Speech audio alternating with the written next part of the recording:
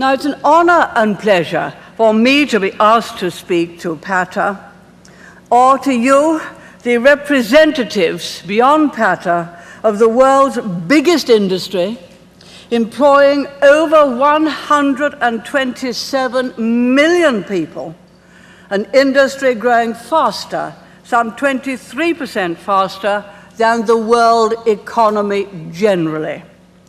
Truly, you are the VIPs of this conference. I said, I want to go and see Pearl Harbor. He said, well, it's dark. I said, well, I have a torch.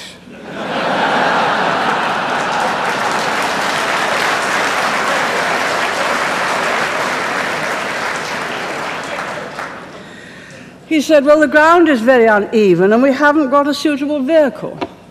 I said, I'll walk. I'm British.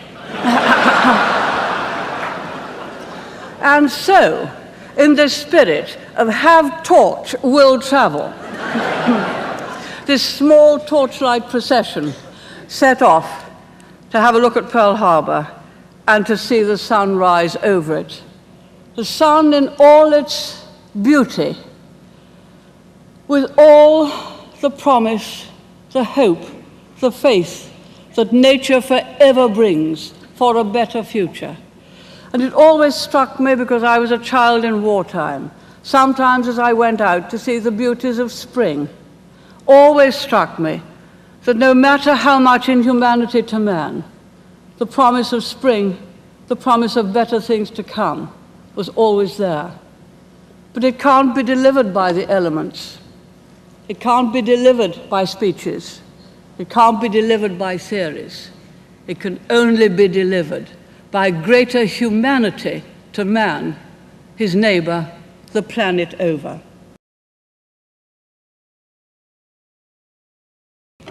This, in the end, this whole revolution in the Pacific Rim, this whole revolution of enterprise, will be as significant a thing for the world as the collapse of communism in the Soviet Union. And we have not yet begun to take the measure of it politically. I believe that just as in other countries where the enterprise came first, the democracy followed. Look at Chile. The enterprise came first. It was my own economic advisor, Alan Walters, that got Chile on the right track, and then they demanded democracy. Look at various other places. In Taiwan, it was authoritarian. Now they've got democracy. In Korea, South Korea, it was a military government. Now they've got democracy. What's the secret of the Asian tigers, the ones who've led China and are now investing? First, it's the open market economy of Adam Smith. If only we hadn't been diverted by some of these socialist doctrines, we'd have been far more prosperous the world over now. The open market economy, that is the market economy run just within a framework of law. 2, hard work and self-reliance. 3, low taxes to provide for investment. 4, few regulations, not like the European Community. 5, innovation and change as a normal feature of business. The future's a big place.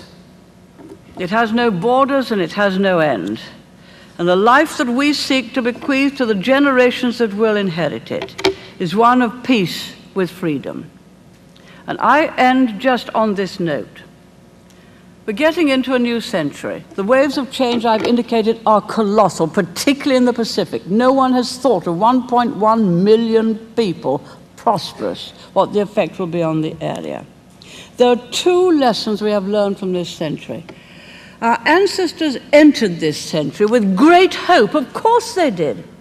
All the new mechanization was coming, all the new science was being applied, all the medical research was coming up. We knew what constituted civilization, parliamentary institutions were spreading. We were going to have a marvelous century of steady growth and prosperity, instead of which we spawned the 2 worst tyrannies the world has ever known, fascism and communism. We've got rid of both pretty nearly. Now we're entering the new century, and we've learned two things: that politically, democracy is the only form of government that respects human rights and gives people the dignity of freedom and the opportunity of prosperity. So our first task is steadily to expand democracy. And economically, it is the way of the market, the enterprise of the people, and the sound finance of government. And thirdly, that politically we have to defend liberty and never, never appease an aggressor, or we should be replaying this century again. Let me therefore end finally with what one of your former presidents of America said, 1899, just at the threshold of this century. I won't tell you who it was. You may be able to guess. I'll tell you who it was when I've done the quotation. He was a man of great physical courage, a great writer, a great speaker, and a great lover of liberty. He started off a speech in a way you wouldn't hear many politicians start it off these days.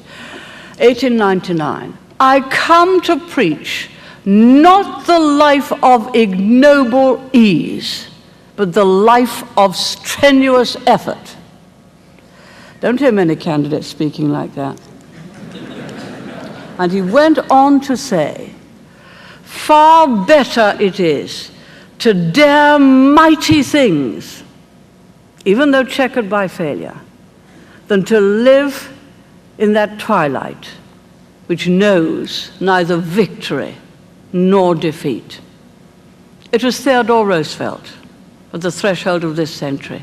That is our challenge for the next century. Yes, peace under democracy with freedom and the prosperity of the marketplace.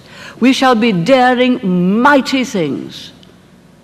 And I hope, for the sake of future generations and the results of our own efforts, that we shall all succeed. Aloha.